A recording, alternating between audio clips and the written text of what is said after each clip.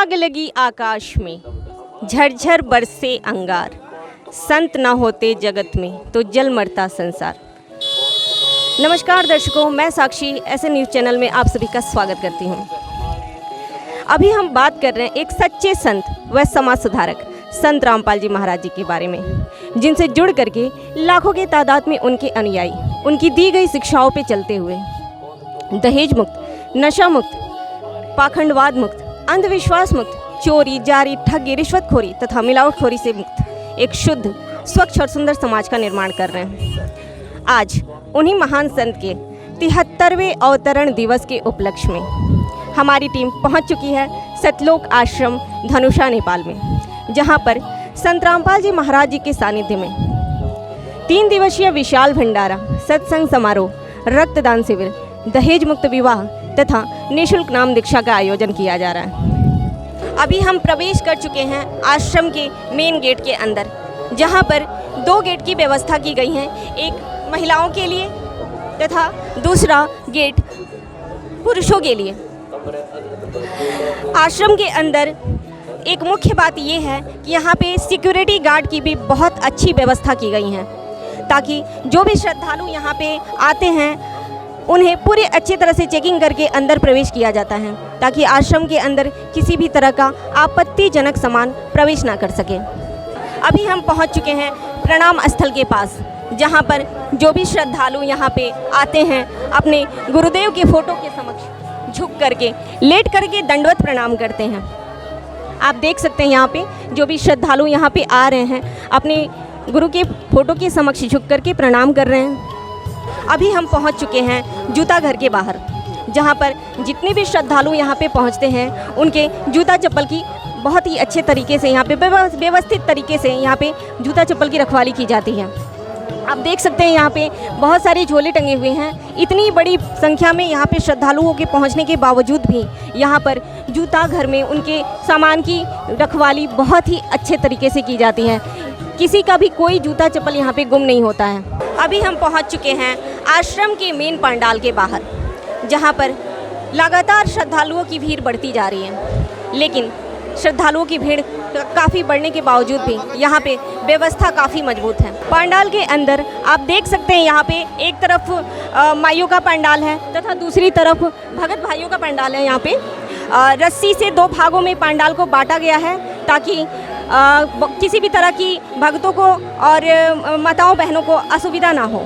अभी हम पहुँच चुके हैं उस स्थान पे जहाँ पर संत रामपाल जी महाराज जी के मुख्य समागम की तैयारियाँ हो रखी हैं। जी हाँ, अभी हम पहुंच चुके हैं दरबार साहिब में। यहाँ की व्यवस्थाओं के बारे में मैं कैमरामैन से गुजारिश करूंगी कि यहाँ की व्यवस्थाओं के बारे में दिखाएं।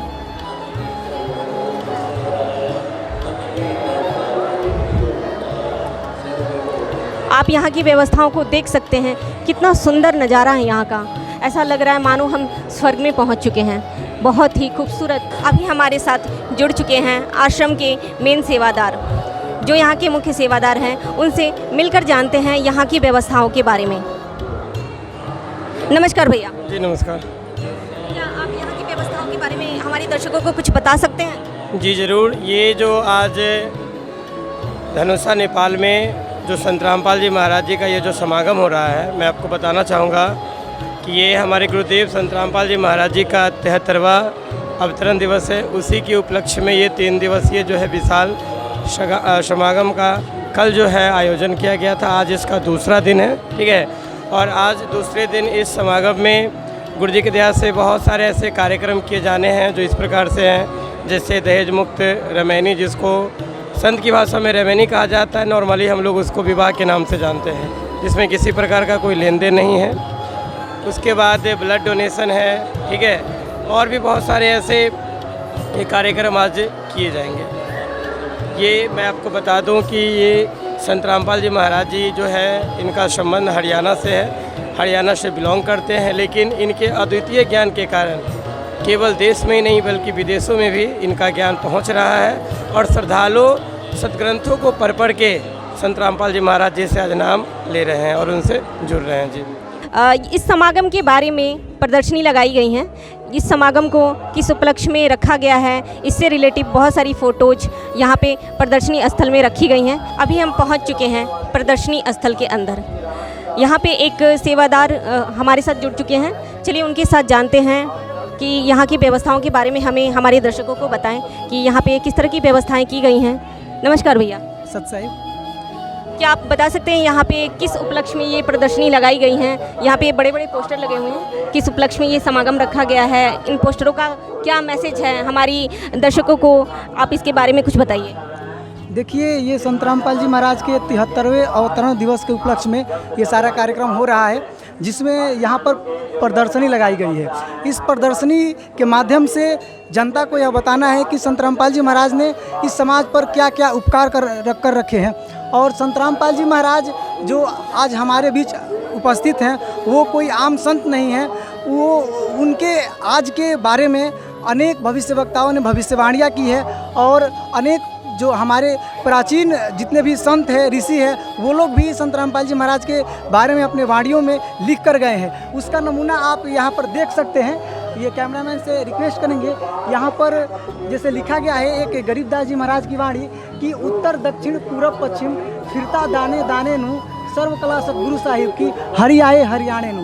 ये संत गरीबदास जी महाराज की वाणी है, जो कि संत रामपाल जी महाराज के बारे में बताई गई है। इसके अलावा यहाँ पर अन्य विभिन्न प्रकार के बैनर्स हैं, जो संत रामपाल जी महाराज के पर्सनल चीज़ों को भी बताते हैं कि वास्तव में संत रामपाल जी महाराज का जीवनी क्या है, और वो कितने संघर्ष से इस ज्ञान को विश्व में जन जन तक पहुँचा रहे हैं, ताकि हमारा पूरा विश्व इस ज्ञान के जो लाभ है उसको ले सके। और यहाँ पर देख सकते हैं आप, प्रदर्शनी में अनेक विभिन्न प्रकार की ये बैनर्स के माध्यम से बताया गया है। ये संत रामपाल जी महाराज के कुछ ऐसे बैनर्स है जो ये दिखाता है कि ये संत रामपाल जी महाराज का जो ज्ञान है या जो गुरु परंपरा है, ये कबीर साहब से होते हुए आज हमारे बीच चलकर आई हुई है।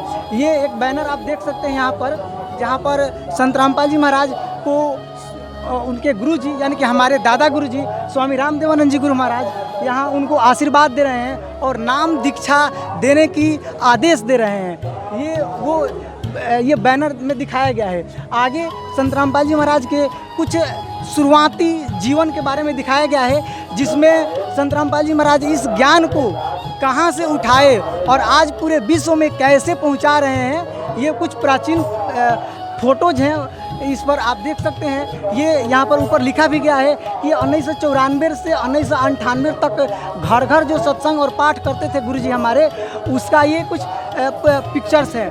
और उसके बाद एक ऐसा आप लेटर देखेंगे यहाँ, जो कि कुछ सोशल मीडिया पर लोग ये भ्रमणा फैलाए हुए हैं कि संत रामपाल जी महाराज को जो हरियाणा सरकारी डिपार्टमेंट है उसको मतलब कि उसमें से जूनियर इंजीनियर के पद से हटा दिया गया है।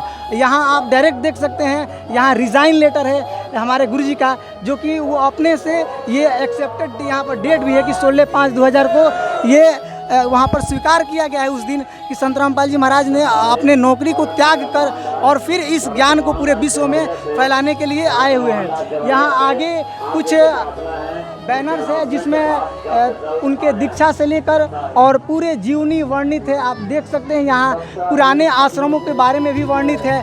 यानी कि कुल मिलाकर जो संत रामपाल जी महाराज इस ज्ञान को फैला रहे हैं, शुरू से कैसे उठे, ये उठाकर इस ज्ञान को पूरे विश्व में फैला रहे हैं, ये चीज़ें दिखाने की कोशिश की गई यहाँ पर। इसके अलावा बहुत सारी ऐसी चीज़ें हैं जो कि संत रामपाल जी महाराज के कुछ झूठे मुकदमे लगाए गए थे, उनको जो हम माननीय अदालत है उसको खारिज कर दिया, कुछ में बरी हो गए। वो सारी चीज़ें भी दिखाई गई है यहाँ पर, ताकि लोग समझे कि वास्तव में सच्चाई को कितना दबाने की कोशिश करें, लेकिन एक ना एक दिन वो सच्चाई ऊपर उठकर आती ही है।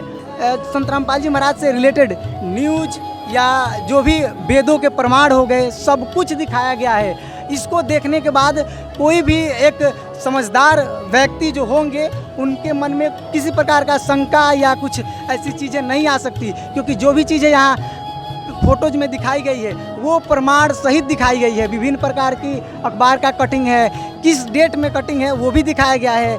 इसके अलावा आप आगे बढ़ेंगे तो कैसे सत्य के साथ जीत मिली, सत्य के मार्ग पर चलते हुए, भले ही दुनिया लाख विरोध करे, अपने कुछ भी करे, लेकिन संत रामपाल जी महाराज एक सच्चे संत हैं और अपने मार्ग को निरंतर पूरे विश्व में फैला रहे हैं ताकि इसका आम जन साधारण भी इसका लाभ ले सके।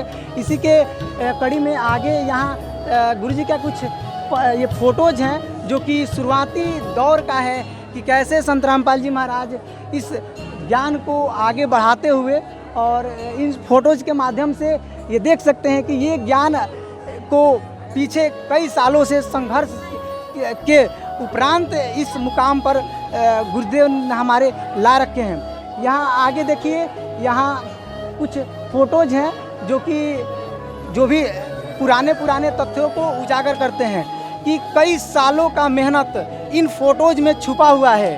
इन बैनर्स में कई साल पुराने मेहनत और परमात्मा के ये गुरुजी हमारे हैं, उनके परिश्रम यहाँ पर सब दिखाए गए हैं। यहाँ कुछ प्रमाण स्टार्टिंग होते हैं, यहाँ से आप बैनर के माध्यम से देख सकते हैं। यहाँ गीता जी का ये प्रमाण दिया गया है कि हम जो भक्ति करते हैं वास्तव में हमें कैसे करनी चाहिए। यहाँ इसके जस्ट बाद एक और देखेंगे बैनर, उसमें दिखाया गया है। फर्स्ट में ये शास्त्रानुकूल साधना का ये प्रमाण है जो हमारे गीता जी अध्याय 15 श्लोक 1 और 2 में 16 से 17 का ये आशय है। तो यहाँ पर आप पूरे जो हमारे प्रदर्शनी है विभिन्न प्रकार की पोस्टरों से और सबसे भरी हुई है। यहाँ आइए, यहाँ आप देख सकते हैं, यहाँ यह वो तथ्य दिखाया गया है जो हमारा समाज आज कर रहा है। जैसे हमारा भक्ति रूपी पौधा है, इसको उल्टा बीज रखा है। संत रामपाल जी महाराज के विरोध करने वाले बहुत सारे ऐसे हैं जो बताते हैं कि संत रामपाल जी महाराज ब्रह्मा विष्णु महेश की पूजा छुड़वाते हैं। नहीं, ये बैनर प्रमाण के सहित है कि संत रामपाल जी महाराज हमें जो हमारी भक्ति मार्ग है उसको उसमें हम जो मूल देवताओं हैं उनको पूजा छुड़वाते नहीं है, वो शास्त्रानुकूल पूजा करवाते हैं। शास्त्र में जो वर्णित है उसके अनुसार वो पूजा करवाते हैं। अभी हम पहुंच चुके हैं भंडार घर में, जहां पर विशाल भंडारे की तैयारियां चल रही हैं। यहां पर बन रहे खाद्य पदार्थों के बारे में जायजा लेते हैं। कैमरामैन से गुजारिश करूँगी, जानते हैं किस तरह की क्या खाद्य पदार्थ यहाँ पे बन रहे हैं। एक तरफ आप देख सकते हैं यहाँ पे माताएं बहनें बैठ के रोटियाँ बेलने की अपनी सेवाएं दे रही हैं। यहाँ पे आप देख सकते हैं कितनी ज़्यादा संख्या में यहाँ पे माताएं बहनें बैठ के विशाल भंडारे की तैयारियों के लिए रोटियाँ बना रही हैं। देख सकते हैं आप यहाँ पे चावल राम बन रहा है। यहाँ पे कितने बड़े बड़े बर्तनों में यहाँ पे भंडारा बन रहा है। सेवादार अपनी अपनी सेवाएं दे रहे हैं। यहाँ पे आटा छानने की सेवा कर रहे हैं सेवादार यहाँ पे।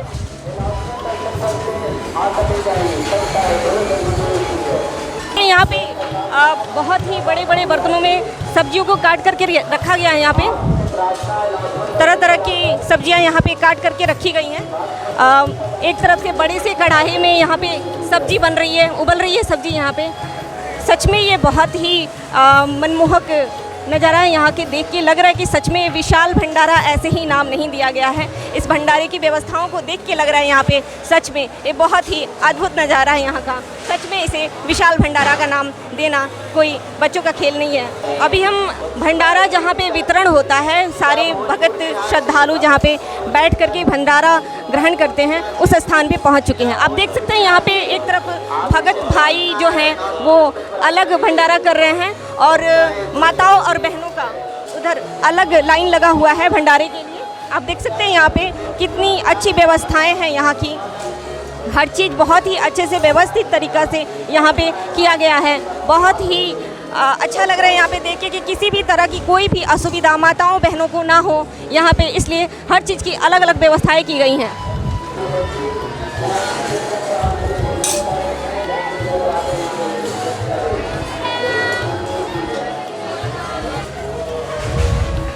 भव्य नज़ारा है यहाँ का।